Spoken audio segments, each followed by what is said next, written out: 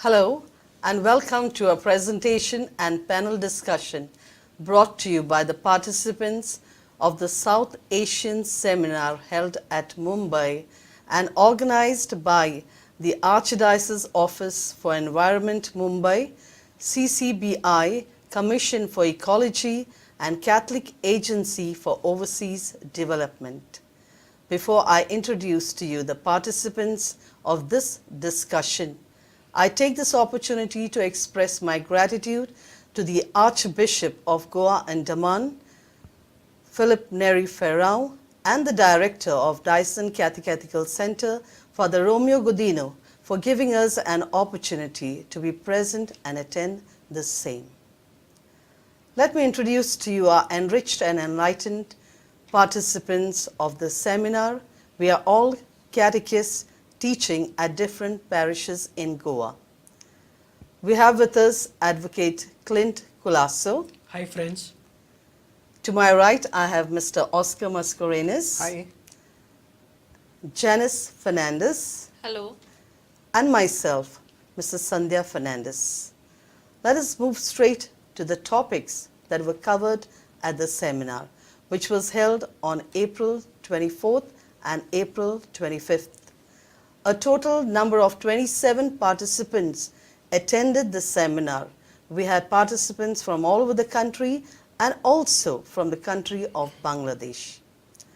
Yes, Clint, can you highlight the topics that we covered at the seminar? Thanks Sandhya for giving me an opportunity to highlight the topics. The topics that were covered was first air, water, livelihood, ecosystem. Ecosystem was not about just an ecosystem, it was classified into 4 different things. First was mangrove ecosystem, second was river, third was mountain, and fourth was marine. And apart from that, we covered up the topic of carbon footprints, which was really good. Thank you, Clint. These topics were dealt specifically by experts in different fields.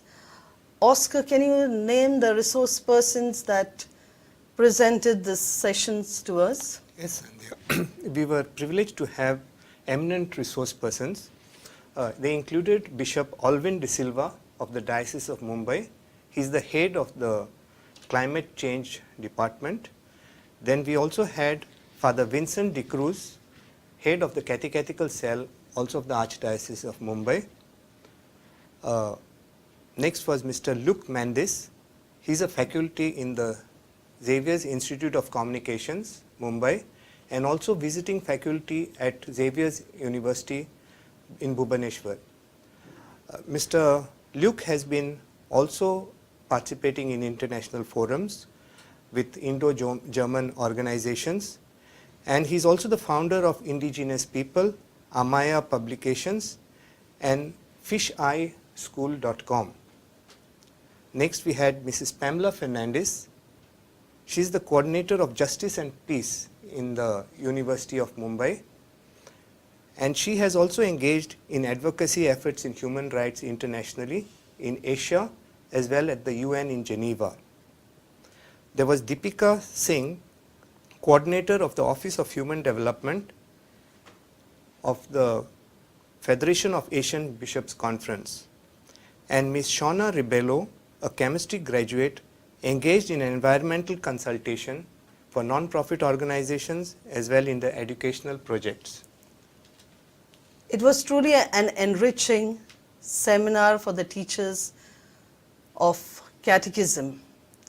Let us get straight to the details of the topics that were covered. Earth and you, something really interesting, and we have Janice to present the same for you. Thank you, Sandhya. Well, friends, as we all know, the earth is a living organism. The planet is blue for a reason, because of its water, which is what makes this planet alive.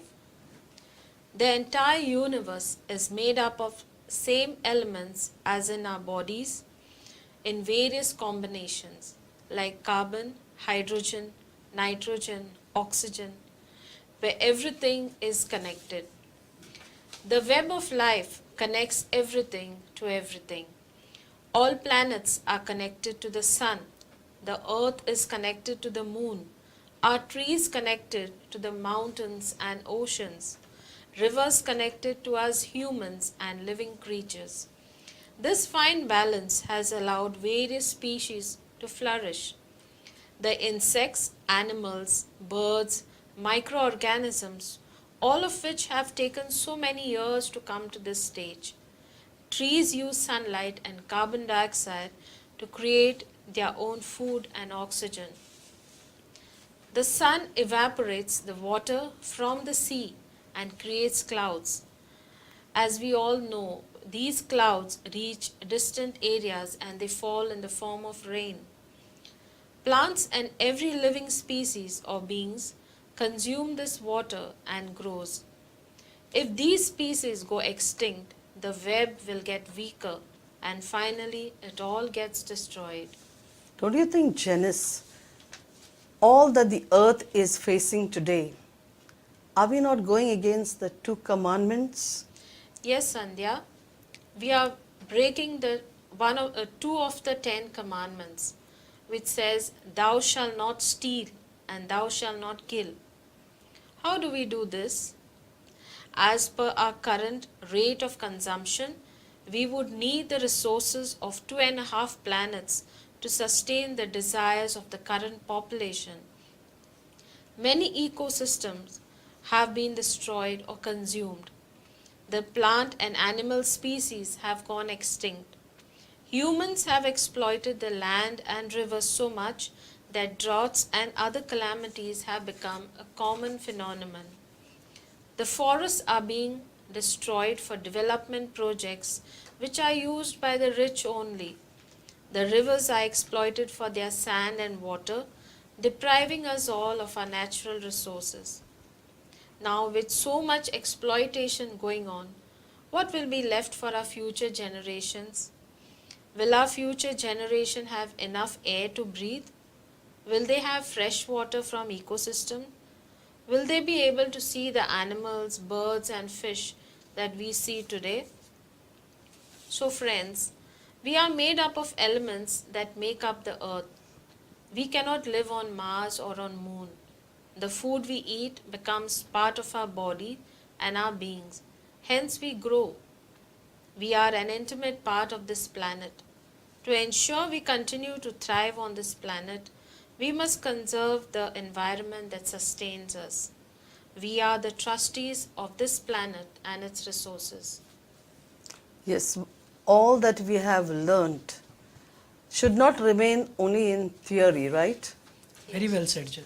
So I think we as catechists, we can do a lot to our Mother Earth. That was from the earth point of view. We move on to the food part, something that is very interesting, right? We all survive because of food. And our ecosystem consists of products like food, air, water, and of course cultural services. If our ecosystem is healthy, it will result also into a healthy environment. It is said healthy nation is a wealthy nation. But what is happening in today's world? We are consuming junk food, fast food, adulterated products. The corporations, bigger corporations are trying to introduce into the market or have already gone to a very great extent in introducing genetically modified products, laboratory created pesticides.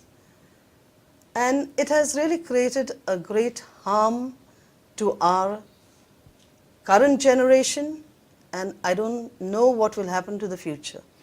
In fact, the term junk food is rightly said, because in the interest of overproducing and making profits, corporations have been neglecting the quality of food that is proper for human beings. They concentrate more on longer shelf life and better quality volumes for marketing purposes. But Sandhya, I would like to add some more points for this. It's not just about the junk food that is creating a problem in the society. It's about the way we are living. Are we living a just and a modest life, a good life? Are we exercising daily? First of all, in this contemporary world, contemporary world is a world of gadgets, world of globalization, world of privatizations. So because of all these things, we are not giving enough of importance for our health.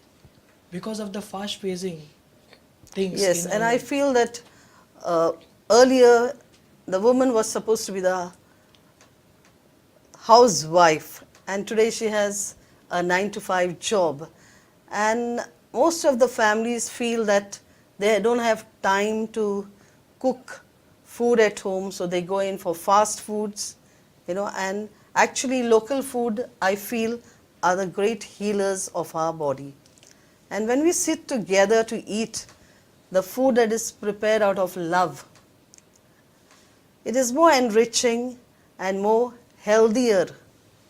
Don't you think, Janice, it should have been that way? Yes, Sandhya, because nowadays, if we go to the markets, we find all adulterated food, like so much of pesticides.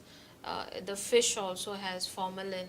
Like everyone wants to make fast money, so they don't consider the health of the human beings.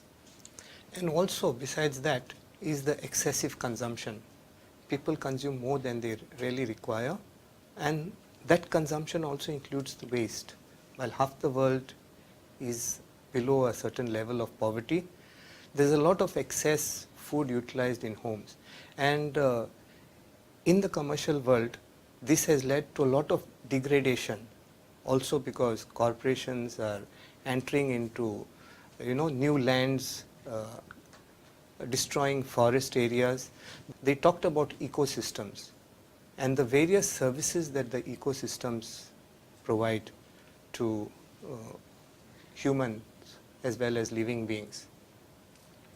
Sanjay, I would also like to add some more things for this, because as you said about the earlier days, I remember I'm coming from a beautiful village of Veli, and I remember about when I used to come down from Bombay, and those days back in my childhood, my grandmother used to cook some delicious food, and that was the food which was cooked by her with love and affection, with a lot of spices in it and all, and that used to give us a different taste. But nowadays, if you go to see, I rarely find anyone actually growing up their paddy fields. The lands are barren. Even the traditional fishermen, you don't find them actually fishing through canoes and all. So they are all into mechanized farming, mechanized high quality of trawlers, and a lot of trawlers have been bought into them. A lot of fishing is being done through LED lights, Yeah, and and it's I all would because of add profit. further with regard to this food that is brought from out. Simple example like the masalas, all ready-made masalas, and comes with it plastic. And where does it go? Homemade masalas add a lot of spice and are very tasty. People should rethink of going to the market or to the supermarket and just picking up things and putting in the baskets, to make things faster for them. I still feel that locally produced food is much better and 100% safe. Yes, Sandhya. And a lot of these activities that have been diverging from these home foods, they have been affecting the fine balance of the ecosystems that they had talked about. If you see, that nature has provided us with endless supply of provisions that we need. Take the case of the water, take the case of the air we breathe, and the food we eat. All these go through a continuous cycle of consumption True. and then regeneration. Yes. Yeah? And for example, in the case of water, the earth has got 60%, 2/3 of the earth is water. A lot of it is saline, so leaving only about 2% of fresh water, as we were told.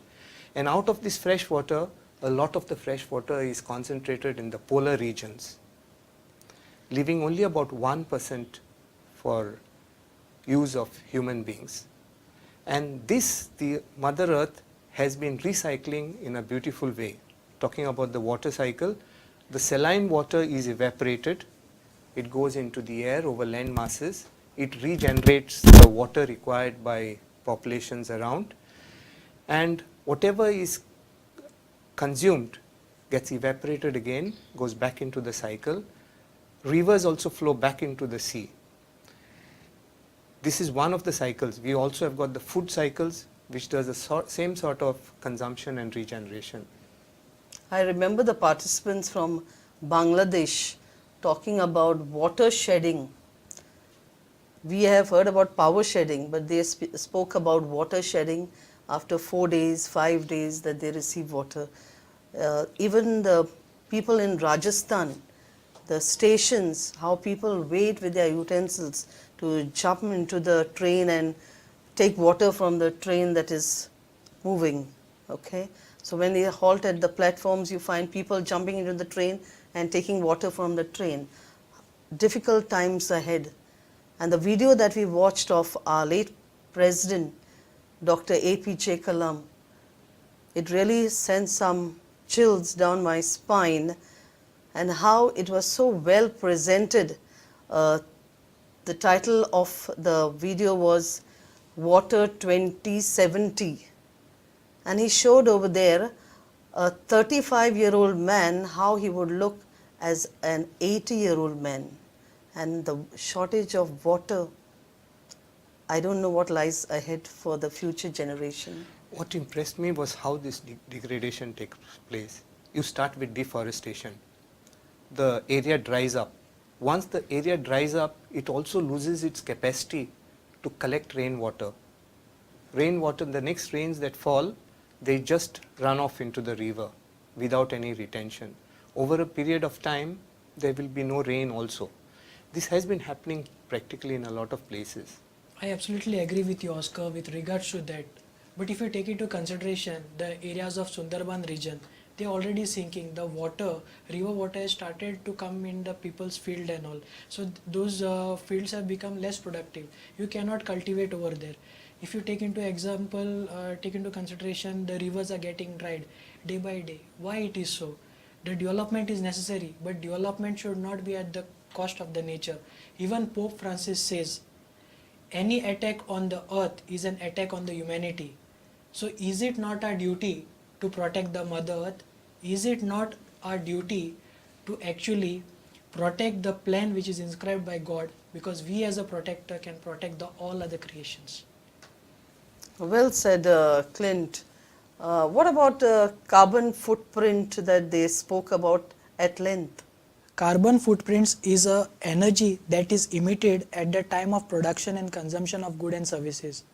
Like take an example, all non-renewable resources like oil, like kerosene, like gas, they come under the category of carbon footprints. Carbon dioxide, like industries actually leaving the harmful effluents in the air, like in the form of methane gas, that adds to the footprints, carbon footprints.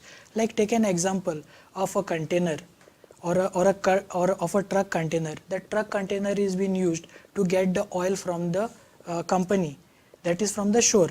The container which takes the oil from the container and to the petrol pump, that is called carbon footprints because it runs on petrol. Take an example of some other things.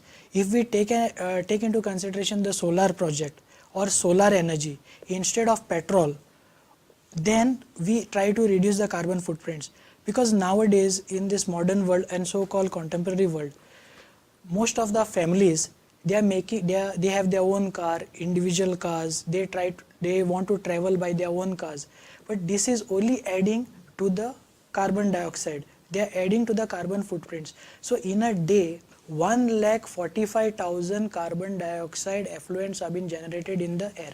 So this has actually led to total air pollution. We can try, we have many measures, we can curtail on these carbon footprints. First of all, we can travel by public transport like share auto rickshaw, like the buses, like you can say rickshaws. And if we want to go to a marketplace and all, we can always try to travel by bicycles or by walking. So that will help us actually reduce the carbon footprints. Then we'll take into example like apples. An apple a day keeps the doctor away, it is rightly said. But if you take into consideration the apples are coming from Jammu and Kashmir, take into consideration the transport. take into consideration the amount of petrol is being consumed for the transportation of apples from there to Goa. Yeah, I would like to tell you all something about carbon footprints. Carbon footprints is this, you see the methane gas, there is lot of effluents all around the world. Why it is so? It is because the human beings are not trying to cultivate enough of food on their land, on the resources that they already have. There is no much emphasis which is being laid on recycle, reuse. So we can in fact do lot of things in order to protect the carbon footprints. Those are, we can grow more and more vegetables which we can grow in our backyards. I Maybe think in our men field. should also realize that the barren lands are not meant for concrete jungles. Yeah, And rightly we said. need to take the initiative to go back to our roots and get started on our vegetation. So much of air pollution, water pollution. It's really an eye-opener for everyone, and we need to take some initiative to get back on the right path. What could be the measures we spoke about at length at the seminar?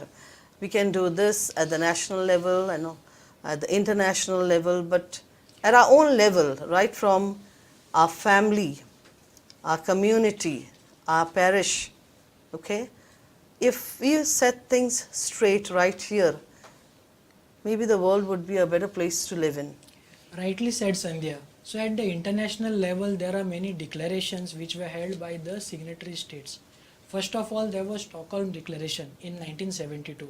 Then there was a Nairobi Declaration in the year 1982.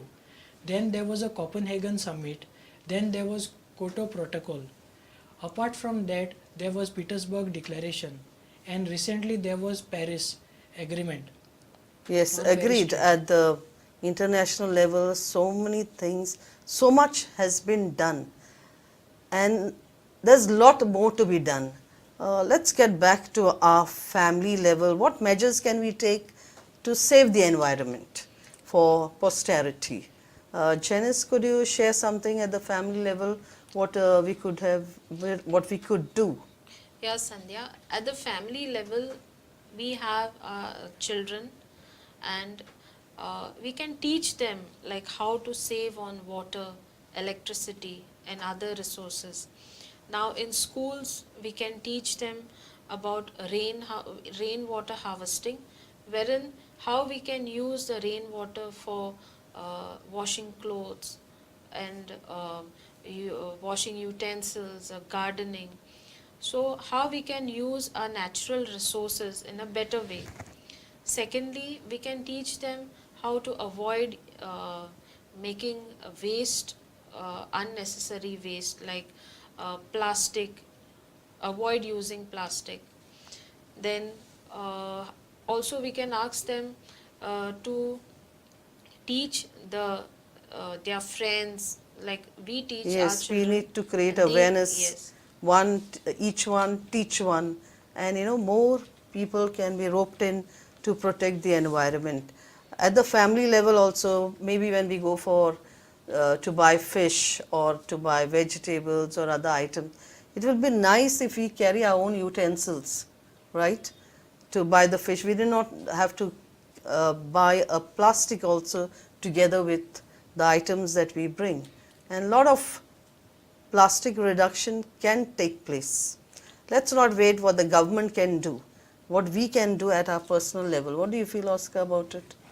Yeah, while we see a lot of impacts, adverse impacts happening at the state levels and international levels, because in the interest of development, the way they view it in a different way, it is good that there are these organizations that are initiating these measures at family levels. And like they were saying at the seminar, we have got good resources being catechists. The catechism children are the future ahead. If they are taught about these impacts of environment and how to take these measures, it would really benefit in the long run. Yeah, if you teach the children even at home how to segregate the waste, how to recycle the wet waste, all that, how it can be used as manure, because that is what was being done by our ancestors. Like they used to have their own fowl, their own piggery, they used to grow their own vegetables, fruits, and those were very healthy because we never heard of big sicknesses like cancer and all at that time. Plastics also are creating a lot of harm to human beings. I feel the old system of carrying our cloth bags wherever we go, and we teach our children to make use of cloth bags, I think that will go a long way in protecting the environment. Yeah, Sandhya, I would like to add something to this. Rather than actually teaching children at the catechism level, why don't we actually create an awareness? Because right now there is an awakening of the conscience as to everyone knows what is happening to our Mother Earth. At our parish level, we are doing it, okay? Yeah. We have created awareness on protecting the environment. We did take steps.